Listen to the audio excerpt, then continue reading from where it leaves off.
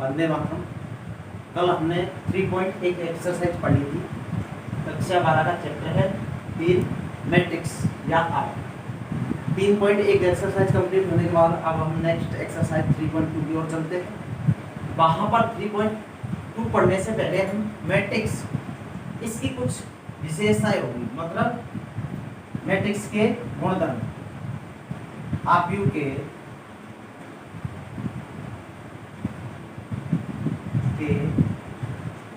गुणधर्म, आव्यूह के गुणधर्म या ऑपरेशन ऑफ मैट्रिक्स।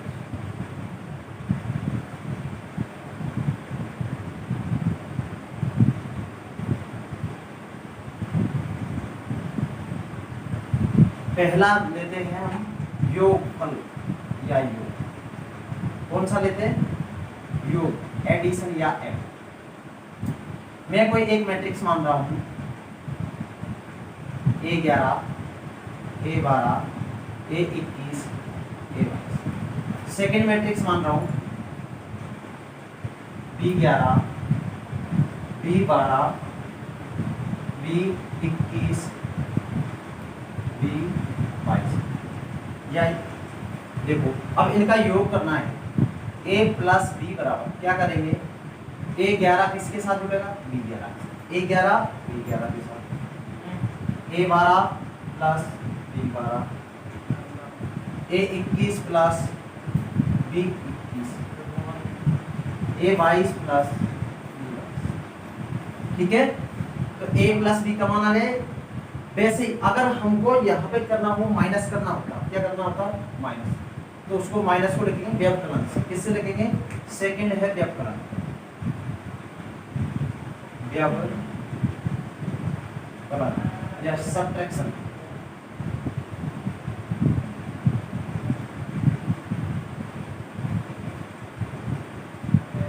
अब देखो वहां उस टाइम यहाँ पे क्या था? माइनस।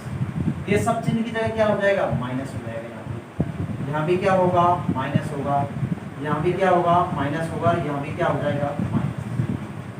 तीसरा गुणधर्म है इसका गुणा। तीसरा गुणधर्म क्या है? गुणा, मल्टीप्लाई। अब देखो तीसरे गुणधर्म को, तीसरा गुणधर्म है गुणा, मल्टी।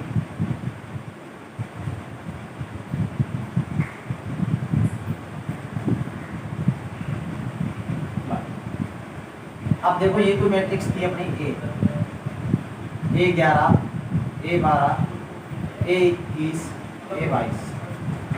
दूसरी मैट्रिक्स है B बराबर B11, B12, B21, B22। AB बराबर। अब देखो ध्यान से समझिए, मैट्रिक्स में गुणा बहुत इंपॉर्टेंट है। जोड़ बाकी इतना इंपॉर्टेंट नहीं था जितना गुणा और गुणा है। तो पहली मैट्रिक्स की पंक्ति दूसरे मैट्रिक्स के किससे गुणा होगी? कॉलम से। पंक्तियां कॉलम से, पंक्ति कॉलम से। तो पहली मैट्रिक्स पंक्ति क्या है? A11 किससे गुणा होगा? B11 से। फिर आगे क्या आएगा? प्लस। फिर A12 गुणा किससे होगा? B21।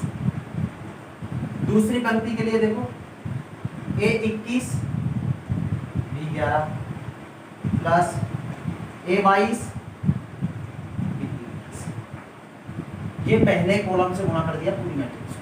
फिर दूसरी कॉलम से गुणा करेंगे, पहली का पंक्ति दूसरी का कॉलम। तो A11 into B12 plus A12 into B22। A11 B12, A12 B22। दूसरा A21 किससे गुणा होगा? B12 से प्लस A22 किससे गुणा होगा? B22 से। A22 किससे गुणा होगा? B22 से। दोबारा देखो A11 A12 को गुणा करना है इस वाले कॉलम से। A11 B12 फिर A12 B21। ठीक है, पहला काम।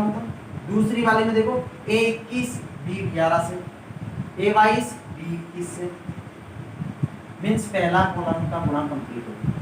दूसरे कॉलम के लिए देखो ए 11 बी 12 से, ए 12 बी 22 से कंप्लीट, ए 21 बी 12 से, ए 22 बी 22। अब इसी को हम एक एग्जांपल के थ्रू समझते हैं। 2x2 की कोई मैट्रिक्स लेके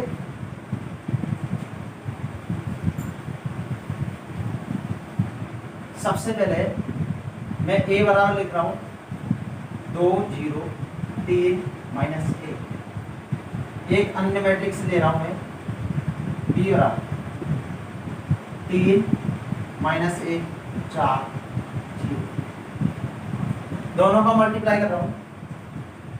ए बी बराबर सबसे पहले 2 को किससे गुणा करूंगा 3 से, 2 इंटू 3 प्लस 0 इंटू 4, फिर 3 इंटू 3 प्लस माइनस 1 इंटू 4। पहले स्तंभ से कंप्लीट हुआ। दूसरे स्तंभ वाला देखो 2 इंटू माइनस 1 प्लस 0 इंटू 0। दूसरी 3 इंटू माइनस 1 और माइनस 1 इंटू 0।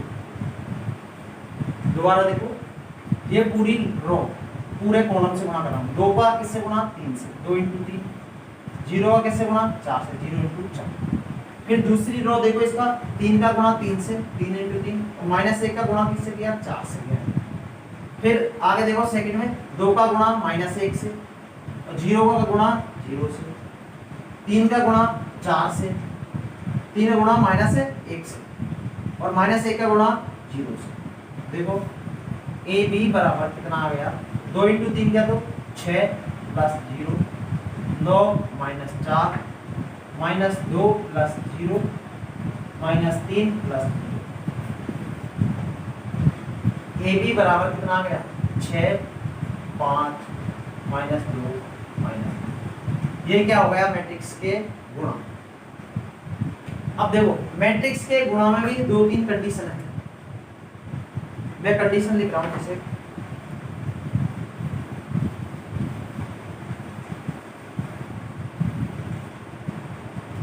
पहली कंडीशन लिख रहा हूं, कोई मैट्रिक्स ले रहा हूं।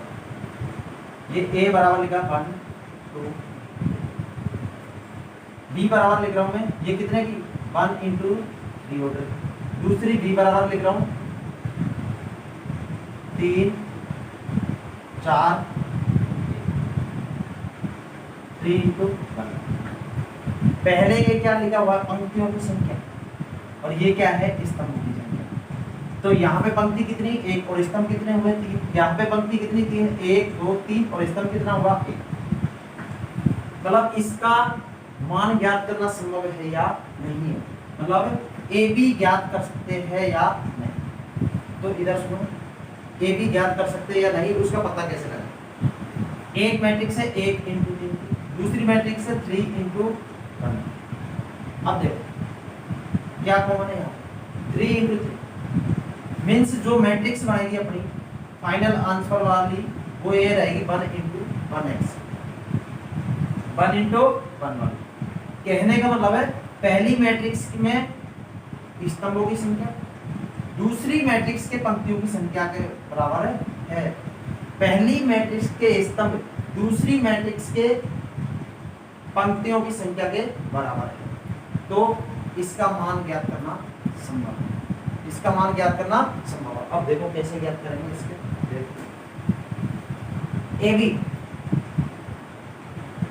ए बी बराबर 1 2 3 4 1। एक का किससे गुणा करूंगा 3 से, 2 का गुणा 4 से, 3 का गुणा 1 से। ये कितना आया 3 8 3 बराबर कितना हो गया 14। कितने की मैट्रिक्स से 1/9। अतः इसका मान ज्ञात कर सकते। दूसरा मैं एक कंडीशन और ले रहा हूं जिससे मैंने मैट्रिक्स चेंज कर दी और उनका ऑर्डर भी चेंज कर दिया। मैंने मैट्रिक्स ली, ये कोई मैट्रिक्स है A 2 3 -1 4। चलो प्लस वाले रख लेते हैं। बी बराबर 1 3 2 0 2 इंटू 2 की मैट्रिक्स ली, कितने की 2 इंटू, या पहले 1 इंटू 2 की ले लेते, 1 इंटू, यहाँ पे 1 इंटू 2 और यहाँ पे 2 इंटू 2।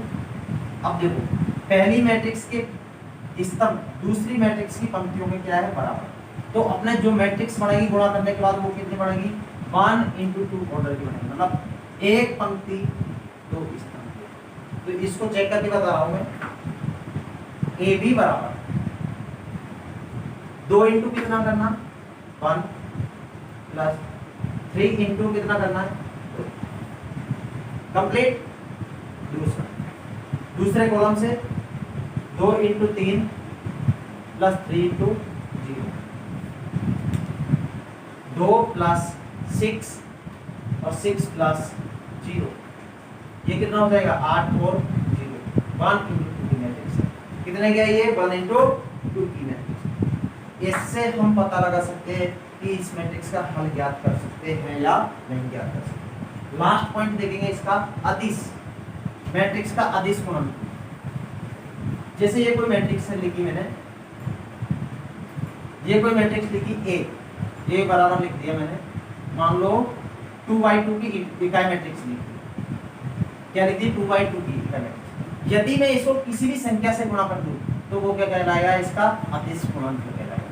जैसे मैंने 2a लिख रहा हूं तो 2a का मतलब क्या होगा 2 0 0 2।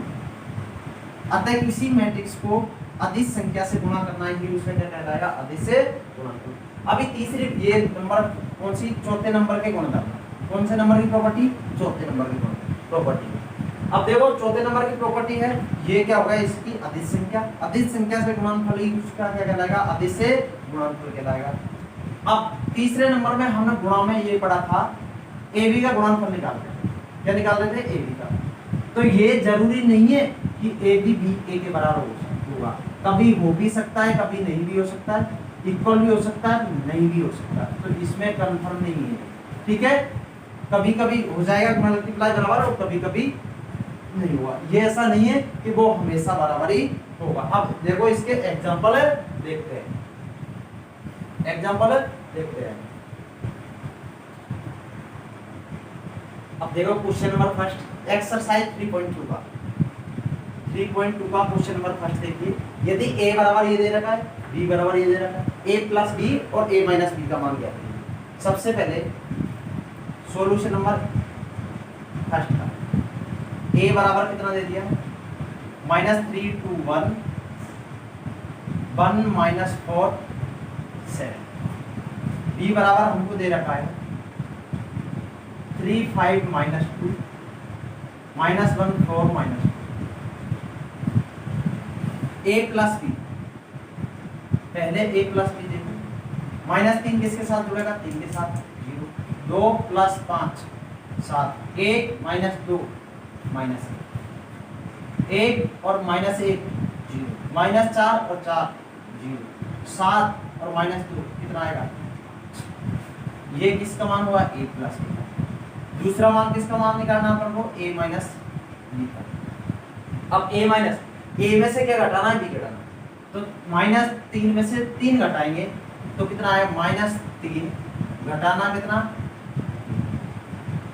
फिर 2 में से कितना घटाएंगे 5, 2 माइनस के 5 1 माइनस के 2, तो 1 माइनस के 2,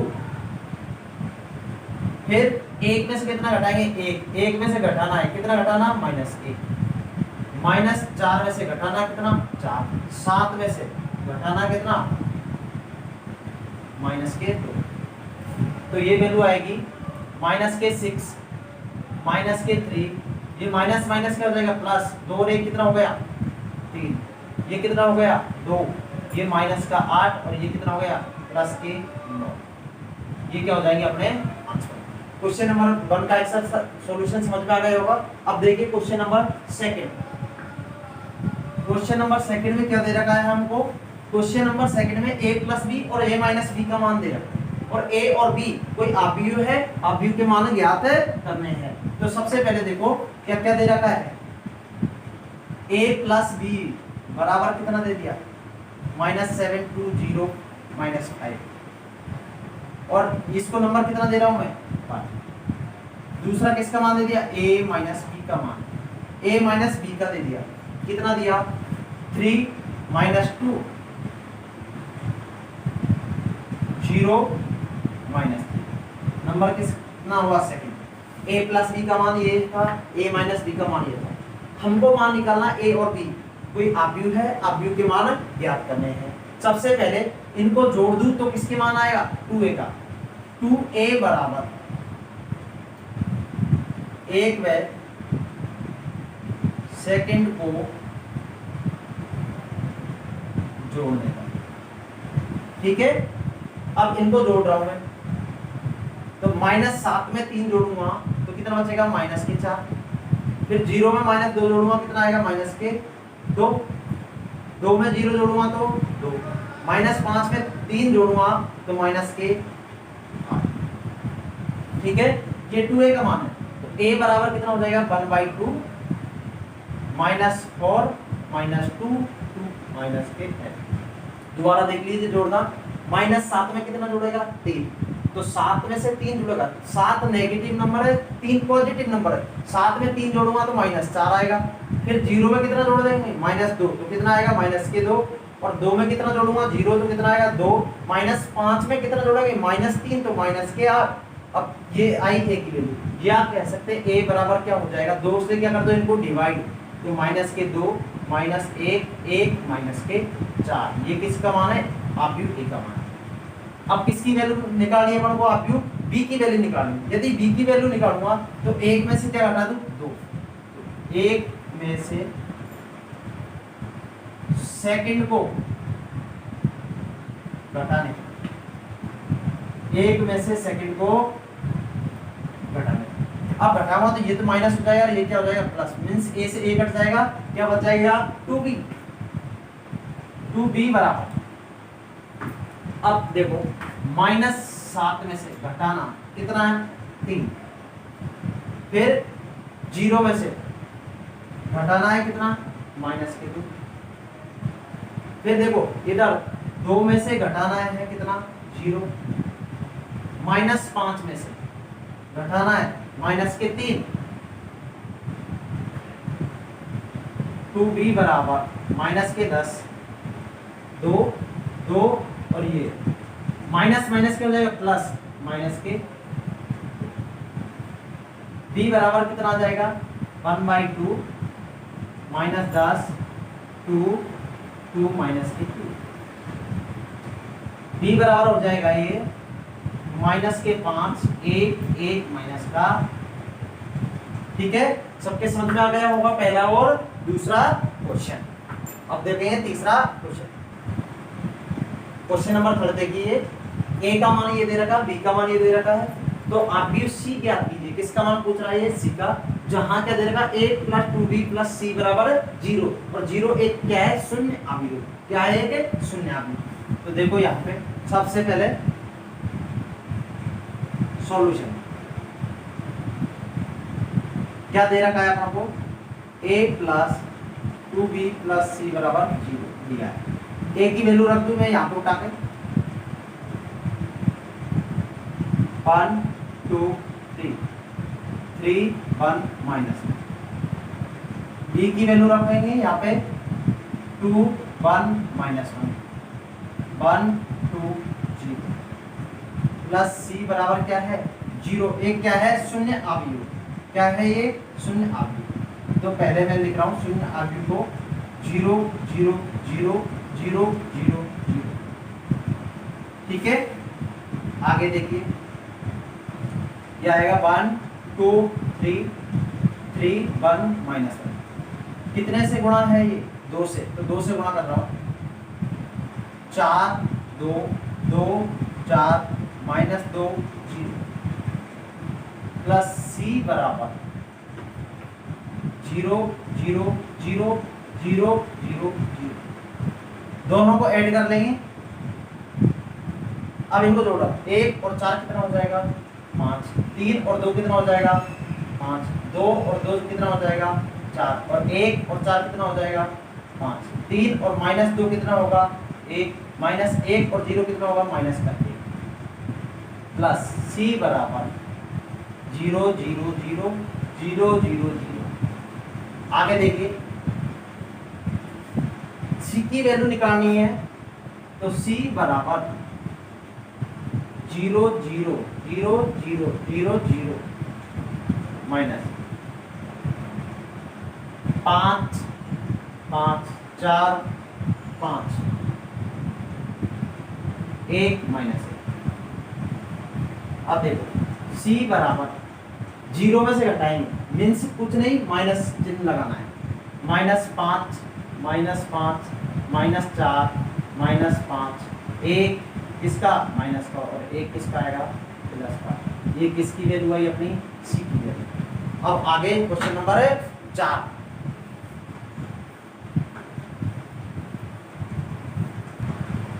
क्वेश्चन नंबर 4 देखिए, a बराबर ये दे रखा है, b का मान दे रखा है, 3a² - 2b ज्ञात करना है। तो सबसे पहले सॉल्यूशन में 3a² का मान निकाल रहा हूं। तो पहले तो a² का मान निकाल लो। a² कैसे आएगा, a² बराबर होगा a × a का मान कितना 2 3 -1 2, और इधर से एक क्या लिख रहा हूँ 2 3 -1, और यहाँ देखो 2 × 2 प्लस -1 × 3, पहली रो पहला कॉलम। फिर इधर देखो 3 × 2 प्लस 2 × 3। फिर आगे देखो दूसरी रो दूसरे कॉलम का, ये पहली रो दूसरे कॉलम का फर्स्ट, प्लस -1 × 2, 3 × -1 प्लस 2 × 2। दोबारा देखो 2 का किससे गुणा कर रहे हैं, इस वाली इस रो का इस कॉलम से गुणा कर रहे हैं। 2 × 2 कर रहा हूँ, -1 × कितना कर रहा हूँ 3, फिर 3 × 2 कर रहा हूँ, और 2 × 3 कर रहा हूँ, 2 × -1 और -1 × कितना कर रहा हूँ 2, 3 × -1 और 2 × 2 कर रहा हूँ। तो ये कितना हो गया 4 -3 6 + 6 -2 -2 -3 + 4, ये कितना हो गया 1 -4 12 और 1। ये किसका मान आया a²। मुझे किसका मान निकालना 3a²। 3a² बराबर 3 1 -4 12 1। ये हो जाएगा 3 -12 36। ये नंबर 1।